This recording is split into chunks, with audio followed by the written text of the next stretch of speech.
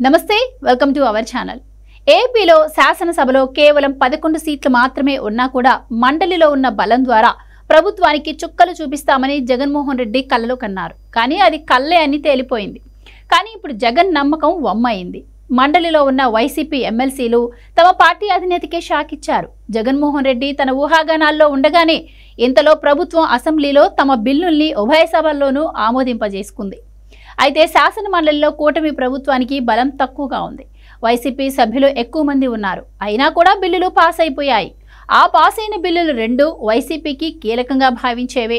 అందులో ఒకటి land titling act కాగా ఇంకొకటి ఎన్టీఆర్ ఆరోగ్య విశ్వవిద్యాలయం పేరును తిరిగి అలాగే కొనసాగించడం।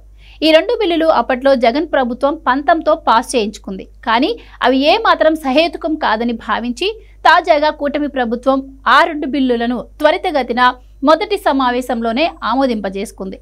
తొలుత అసెంబ్లీలో పాస్ అయిన బిల్లులు మండలికి వచ్చాయి। ఇక్కడ శాసన మండలి చైర్మన్ మాత్రం మండలికి హాజరు కాక తప్పలేదు। శాసన మండలి చైర్మన్ వైసీపీకి చెందిన వ్యక్తే అయినా మండలికి హాజరైన వైసీపీ నేతలతో పాటు మిగతా వారంతా ఆమోదించడంతో ఆయన కూడా పాస్ చేయక తప్పని పరిస్థితి ఏర్పడింది। ఈ విషయం తెలియటంతో వైసీపీ పెద్దలు షాక్ గురవుతున్నారు।